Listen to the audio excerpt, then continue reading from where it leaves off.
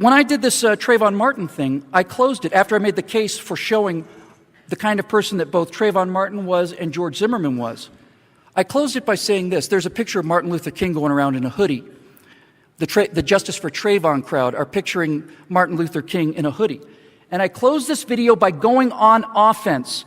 After I'd shown that Trayvon Martin was not a boy, he was a grown man, he had a lot of drug problems, he had a lot of violence problems, and he had a history of burglary.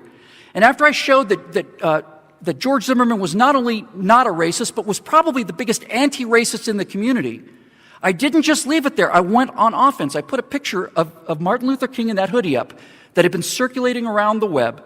And I said this. I said, why do we revere Martin Luther King? Why do we have a Martin Luther King Day and not an Al Sharpton Day or a Jesse Jackson Day or a Louis Farrakhan Day? Why do we have a Martin Luther King Day? Because Martin Luther King, in his famous I Have a Dream speech, said his entire life's work boiled down to this sentence. He said, I have a dream that I will one day live in a country where my 4 children will be judged not by the color of their skin, but by the content of their character.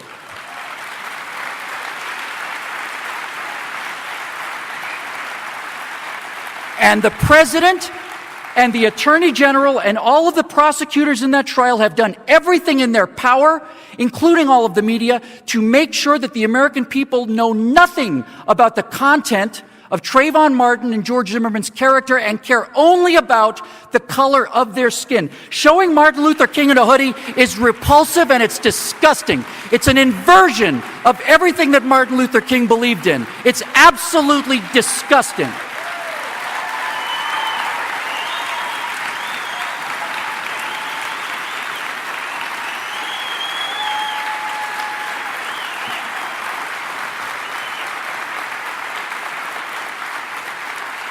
So why are you on your feet applauding?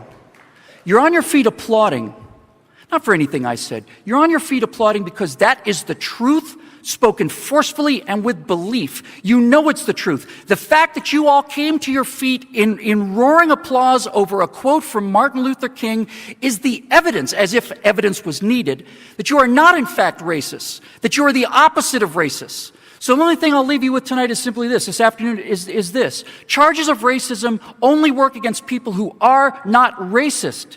It makes you shut up because it's such a reprehensible and disgusting thing to be called. You'd rather just shut up than have somebody call you a racist. Ku Klux Klan member doesn't have any problem being called a racist. A Nazi doesn't have any problem being called a racist. They are racists, but you're not. And that's why these charges have been so effective against you. Don't let them get away with it anymore. Charges of racism, homophobia, misogyny are simply ways to get you to shut up.